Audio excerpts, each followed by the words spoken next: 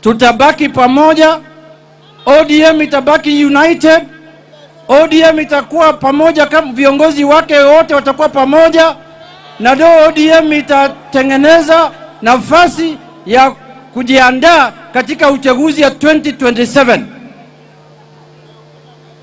Jambo la pili, baba alituacha katika serikali ya nini? Serikali ya nini? Baba ametuacha katika serikali ya broad based. Mimi nataka kusema nikiwa hapa Homa Bay Town, Homa Bay County, na kesho tunaenda Migori, ya kwamba wale watu wanafikiri ODM itatoka kwa serikali ya broad based, hiyo ni ndoto, wasije wakangoja, na hiyo wako na ugonjwa ile ambayo inaitwa ya fisi, ambaye anangoja mtu mkono ya mtu yanguke. ODM itakaa ndani ya serikali ya broad based paka 2027, na hiyo ndio position ya ODM. Sisi ni ODM na ODM ni sisi. Sisi ndio tulikuwa tunafanya kazi karibu na baba wetu ambaye ametuacha, Raila Amolo Odinga. Na mimi ni minority leader katika bunge, na mimi naongea nikijua mimi ni mtu wa ODM.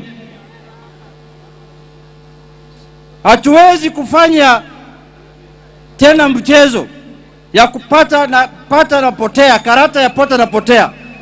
Baba ni mtu alikuwa na maono ndefu sana, na alikuwa anataka chama yake ikue katika serikali ya broad based, kwa sababu alikuwa anataka kusaidia wananchi ya Kenya wapate amani, wapate uhuru, wapate maendeleo, na maisha ya wananchi badilike.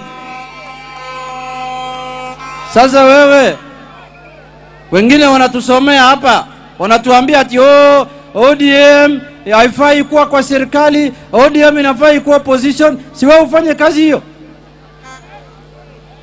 Wakati ambaye Rigathi Gachagua alikuwa kwa serikali, si unakumbuka vile alikuwa anapiga sisi asubuhi mapema saa 11 akienda kwa ofisi kuja kupiga watu ya ODM, si mnakumbuka? Sasa hii ni wakati yake ya kunyoroshwa. Pana cheza na sisi. Sisi sio wajinga, si namna hiyo. Sisi tutajipanga.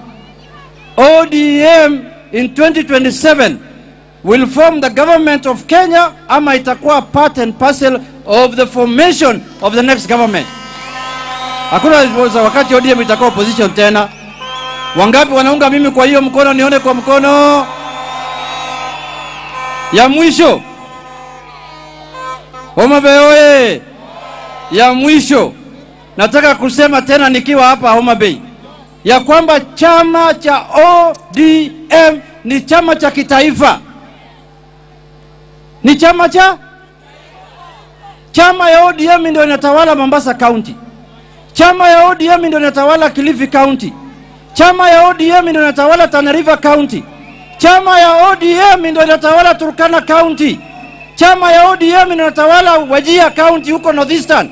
Chama ya ODM ndio inatawala Busia County, na chama ya ODM ndio inatawala hapa Homa Bay County. Sasa mtu asifikiri chama ya ODM ni kama vyama hizi vidogo vidogo ya vijiji hapa ya briefcase parties ambayo wanakuja pamoja wanasema wanataka kutengeneza serikali. Hakuna serikali inaweza tengenezwa hapa Kenya bila chama cha ODM. Vyama vingine yote ni ya vijiji. Baba ametuachia machine ambaye itatengeneza serikali, na yule mtu anataka kufanya chama ya ODM ikuwe regional party ama ikuwe tribal party, huyo ndio adui mkubwa ya chama cha ODM. Na sisi tutakufa kwa kufa na kupona, hatutakubali hiyo. ODM paka ibaki national party vile baba alikuwa anataka, si namna hiyo.